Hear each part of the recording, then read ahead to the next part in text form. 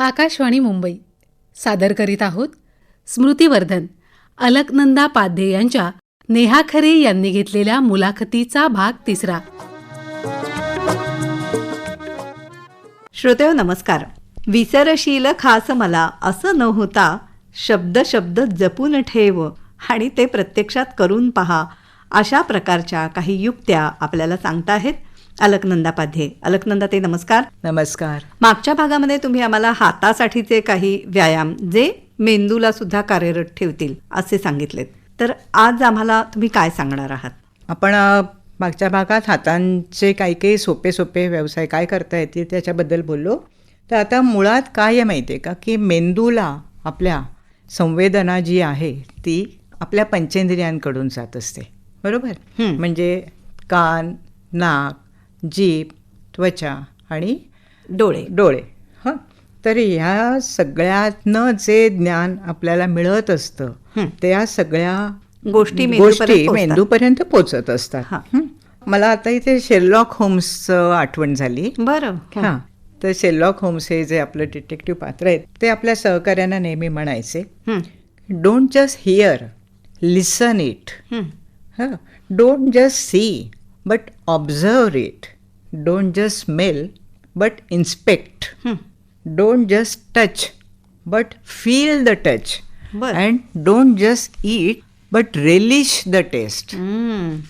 म्हणजे काय तर आता बघा, ह्याच्यातनंच तुम्हाला साधं उदाहरण देते की आपण कानाने ऐकतो, पण कानाने ऐकतो किती प्रकारचे आवाज ऐकत असतो त्याच्यावरती लक्ष. हा आवाज बासरीचा आवाज आहे, हा बाहेरच्या गाडीचा हॉर्नचा कर्कश आवाज आहे, किंवा हा लहान बाळाच्या रडण्याचा आवाज आहे, की हा आशाताईंचा स्वर आहे. हे वेगळे वेगळे जे प्रकार आहेत ते त्यामुळे त्याच्यावर लक्ष द्या की काय आहे नक्की. हा जो मेंदूला आपण मेसेज पोचवतोय तो खूप महत्त्वाचा आहे की मी काय ऐकलं. त्याच पद्धतीने डोंट जस्ट सी, ऑब्झर्व.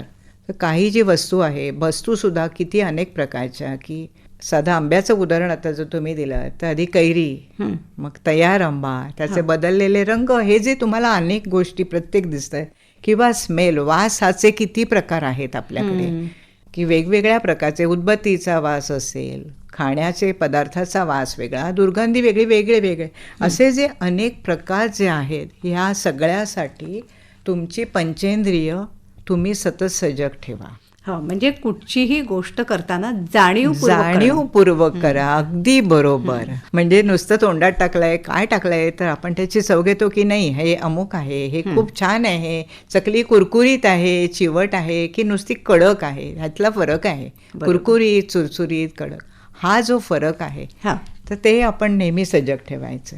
तर एखादी गोष्ट जेव्हा आपण लक्षपूर्वक ऐकतो, वाचतो, तर ती आपल्या स्मरणक्रियेची पहिली पायरी असते. आता बघा, आपण लहानपणी म्हटलेली पर्वचा सगळ्यांनी, ती आपल्या बऱ्यापैकी स्मरणात आहे. हो, ती स्तोत्र सहज अगदी सगळी आठवतात. तिथे एकाग्रता होती, सातत्य होतं, त्यामुळे आपली स्मरणक्रिया ती पक्की होत गेली. आता प्राचीन काळी तर आपल्याकडे माहिती आहे की मौखिक परंपराच होती. जोपर्यंत लेखनाचा शोध लागला नव्हता तोपर्यंत मौखिक परंपरा होती. आपल्या ऋषीमुनींनी आत्मसात केलेलं ज्ञान त्यांनी शिष्यांपर्यंत श्रुती परंपरेतूनच पुढे गेलेलं आहे ना. बरोबर. पण दुर्दैवाने आज आता व्हॉट्सॲप उघडल्यावर मिनिटागणिक असंख्य संदेश, फोटो, रील्सचा दबदबा कोसळतो आणि त्यात बरेचदा त्यातली माहिती काही फारशी उपयुक्त असते असंही नाही. वाचनसुद्धा कसं असतं, त्यातले 50 मेसेजेस असतात, पण ते सुद्धा वरवरचंच वाचन असतं सगळं. 10 मिनिटानंतर त्यातलं बरंचसं आपण विसरूनही जात. तर त्यावर उपाय म्हणून मग आपण आपल्या या सत्रामध्ये सहज सोपे, खरं तर काहीसे विस्मरणात गेलेले अनेक प्रकारचे जाणीवपूर्वक पठण करतो. अच्छा. म्हणजे अगदी चक्क शाळेत म्हटले गेलेले 2 पासून 30 पर्यंतचे पाढे सुद्धा अगदी. आणि म्हणजे तुम्ही कधी त्या तिथे सत्रात येऊन बघितलं तर असे मोठी ज्येष्ठ मंडळी तेव्हा तिथे पाढे म्हणत असतात. आणि कारण अजूनही मला खात्री आहे की कुणाला जर आता 27 आणि 29 पाढा म्हणायला सांगितलं तर कठीण आहे की नाही. तर तिथे या प्रकारची म्हणजे जे असतं ना ते रिवाईव्ह करतो. आपली मेमरी आपण तिथे रिवाईव्ह करायचा प्रयत्न करत असतो. पर्याय म्हणून नुकसान तर काहीच नाही आहे ना. बरोबर, हरकत नाही. तसंच पावकी निमकी, मनाचे श्लोक, हे असे छोटं छोटं काहीतरी पाठ करायचं. ते करताना आपला मेंदू ताजातवाना होत राहतो दरवेळेला. तर त्यामुळे हे असे सगळे प्रयत्न चालू असतात जे आपले श्रोते सुद्धा हे करू शकतात. अगदी निश्चितच. घर बसल्या या सगळ्या गोष्टी करू शकतात. कारण जेव्हा आपण म्हणत असतो आपला आवाज आपलेच कान ऐकतात आणि त्या कानामार्फत आपल्या मेंदूपर्यंत ते सगळं पोहोचत किती असतं. छान आहे. म्हणजे पूर्वीच्या ह्या पद्धती ज्या अगदी होत्या आपल्या, खूपच छान आहेत आणि आपण त्याला परत नव्याने उजळणी करायचा तो प्रयत्न करतो. म्हणजे आजोबांनी सुद्धा आपल्या नातवाबरोबर विद्यार्थी व्हायला हरकत नाही काहीच अशा प्रकारे. हरकत नाही. आणि माझ्या सत्रात येणारे बरेचसे हे विद्यार्थी अत्यंत हौशी आहेत अच्छा. आणि अगदी मनापासून सगळं हे प्रयत्न करतात. करत असतात. तसंच रोज माझं सजेशन आहे सगळ्यांना की 10 मिनिटं दिवसा माझी काहीतरी नवीन करायचा प्रयत्न करा. म्हणजे काय तर काहीतरी शिका किंवा कोडी सोडवा, शब्दकोडी, सुडोकू वगैरे प्रकार तर असतातच, पण त्याच्याशिवाय कधीतरी छोटीशी रांगोळी काढा, एखादं चित्र काढा, ओरिगामीचे सोपे सोपे प्रकार करा, पुष्परचना करा, क्विलिंग करा. अनेक गोष्टी करता येतील ज्याच्यामध्ये मोटर स्किल्स आपल्या हाताची वापरली जातात, बोटांची. म्हणजे अगदी ते आपल्याकडे पूर्वी मणी मोती वापरून अगदी काहीतरी अगदी तोरणं वगैरे मण्यांची करणं. आजकाल परत आपण बघतोय सगळीकडे मोती आर्टमध्ये, मग ती मण्यांची तोरणं वगैरे जे जे काय असतं तेही करू शकता.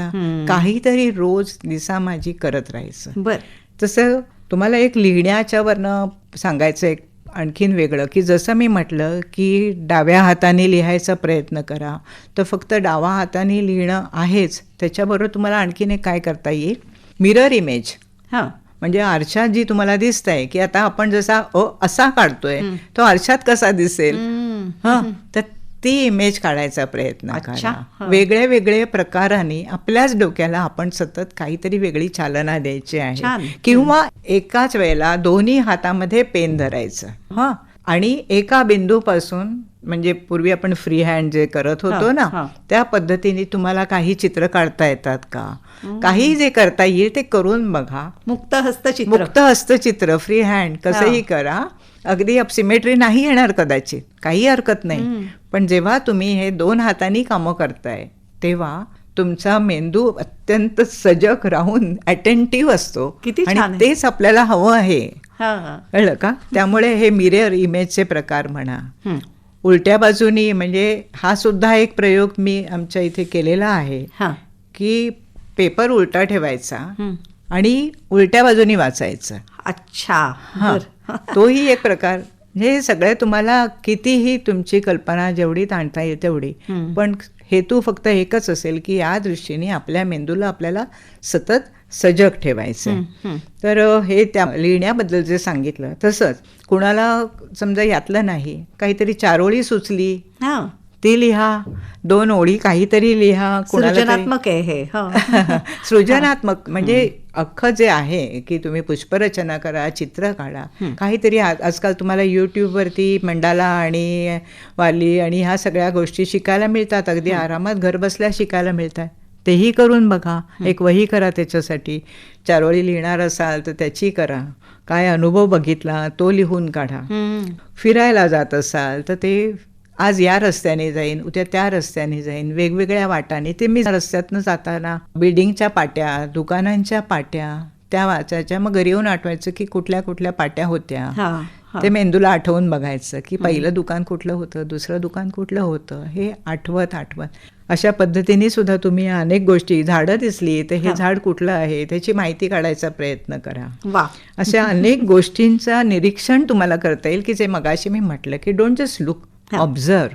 तर हे जे सगळे प्रकार आहेत, थोडक्यात काही ना काही प्रकाराने मेंदूला स्टिम्युलेट आपण करायचं आहे, व्यग्र ठेवायचं आहे, मेंदूला उत्तेजित करायचं आणि मग त्या माध्यमातून आपोआपच तो सुद्धा अधिक कार्यरत होईल. अगदी बरोबर, अगदी बरोबर. आणि हे लोकांसाठी काही उपक्रम शोधता शोधता मला वाटतं अलकनंदाताई स्वतः सुद्धा खूप विचार करतात आणि त्यातूनच असे नाविन्यपूर्ण उपक्रम त्यांना. अगदी अगदी. म्हणजे ती आता मला ही सवयच झाली आहे. सकाळी उठल्यापासून मला काहीतरी दिसत असतं आणि मग काहीतरी सुचतं, मग मी ते लगेच कागदावर थोडंसं उतरवते की आपल्याला हे घ्यायचंय, आता आपण ह्याच्यावर व्यवसाय तयार केला. तर असं माझ्याही डोक्याला त्यामुळे सतत खाद्य मिळत असतं. खूप छान.